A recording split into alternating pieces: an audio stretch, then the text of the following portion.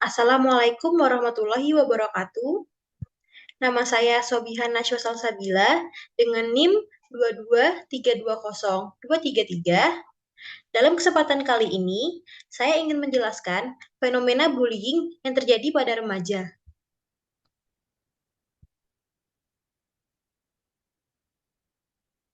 Nah, apa saja sih yang akan saya bahas? Di sini, saya akan membahas pengertian bullying menurut para ahli. Yang kedua, faktor-faktor terjadinya bullying. Yang ketiga, dampak-dampak bullying. Dan yang terakhir, penyelesaian perilaku bullying. Apa sih bullying itu? Menurut Smith dan Thompson tahun 1991, bullying adalah seperangkat tingkah laku yang dilakukan secara sengaja yang dapat menyebabkan kecederaan fisik serta psikologikal yang menerimanya. Tingkah laku bully yang dimaksudkan termasuk tindakan yang bersifat mengejek, penyisihan sosial, dan memukul. Sedangkan menurut Tatum dan Tatum tahun 1992, bullying adalah keinginan untuk mencederakan atau meletakkan seseorang dalam situasi yang tertekan.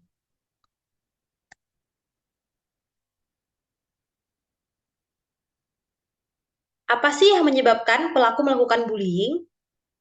Berikut adalah faktor-faktor terjadinya bullying serta penjelasan singkatnya. Faktor yang pertama yaitu kepribadian. Kepribadian extraversion dan callous and emotional traits memiliki kaitan erat dengan perilaku bullying. Apa itu kepribadian extraversion? Kepribadian extraversion adalah orang-orang yang cenderung berperilaku agresif dan antisosial. Sedangkan kepribadian callous and emotional traits adalah orang yang memiliki ciri-ciri kurang empati terhadap orang lain, kurang peduli terhadap anggapan orang lain, serta kurang dapat mengekspresikan apa yang dirasakannya. Faktor selanjutnya yaitu keluarga. Keluarga berpegang erat dalam terjadinya bullying.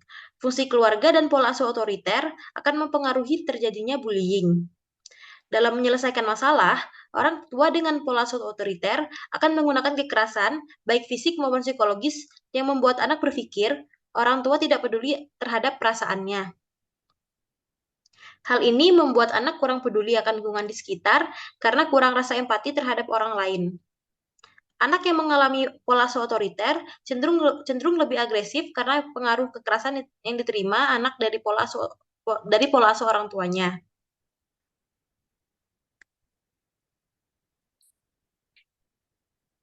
Faktor yang ketiga yaitu pengalaman buruk masa kecil.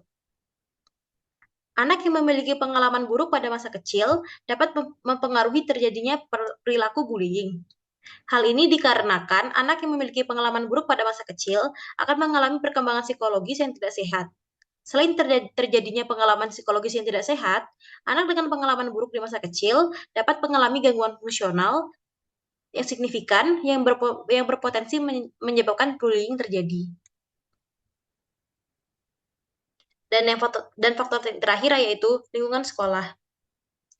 Lingkungan sekolah berkaitan erat dengan terjadinya bullying.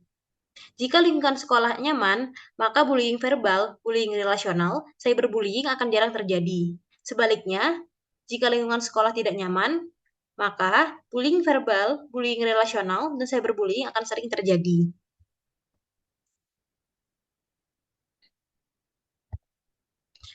Tentu, bullying meninggalkan banyak bekas, baik fisik maupun psikologis bagi korban.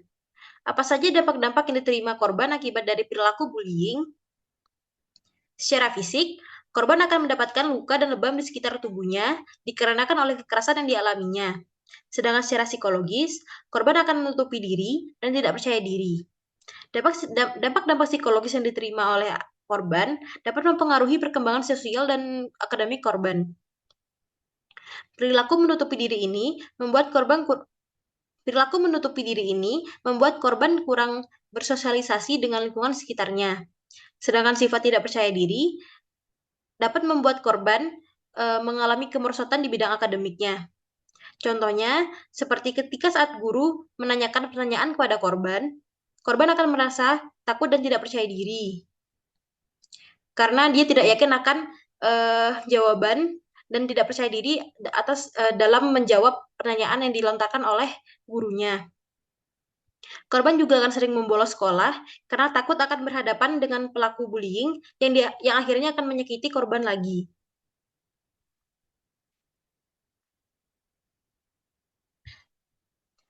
Lalu, apa solusi dari kasus bullying ini? Jika bullying yang dilakukan dalam bentuk verbal, maka tindakan preventif yang dapat dilakukan adalah dengan mengingatkan para pelaku untuk tidak mengolok-olok kekurangan korban dan untuk selalu menghormati orang lain. Sedangkan tindakan represif yang dapat kita lakukan adalah dengan menegur pelaku dan memberinya nasihat agar tidak melakukannya lagi.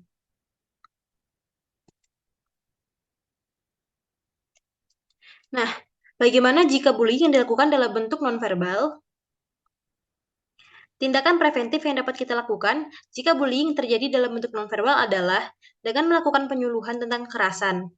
Dengan dilakukan penyuluhan tersebut, diharapkan anak akan mengerti akan bahayanya kekerasan. Sedangkan tindakan represifnya dapat dengan melakukan mediasi antara korban dan pelaku, tetapi dengan didampingi oleh orang dewasa.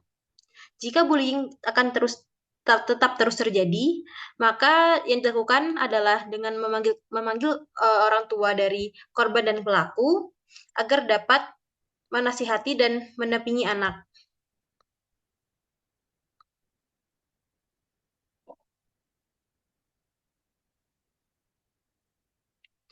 Baik, di sini saya akan mereview kembali materi presentasi yang telah saya sampaikan. Yang pertama, bullying adalah perilaku agresif yang dilakukan secara sengaja yang dapat menyebabkan terjadinya perubahan fisik maupun psikologis. Yang kedua, faktor-faktor terjadinya bullying adalah kepribadian, keluarga, pengalaman buruk masa kecil, dan lingkungan sekolah. Dampak bullying secara fisik, korban akan mengalami luka atau lebam di sekitar tubuhnya. Secara psikologis, korban cenderung lebih menutupi diri dan kurang percaya diri. Penyelesaian bullying dapat dilakukan dengan memberikan nasihat, menegur, memberikan penyuluhan, dan melaporkan kepada orang tua jika terus melakukan bullying.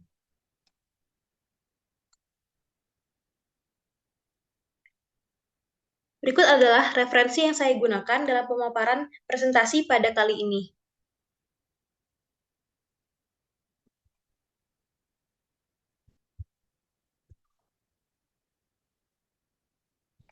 Sekian yang dapat saya sampaikan. Semoga paparan materi yang telah saya sampaikan tadi dapat memberikan manfaat dan dapat menambah wawasan bagi para audiens sekalian. Sekian dari saya. Wabillahi taufiq wal hidayah. Wassalamualaikum warahmatullahi wabarakatuh.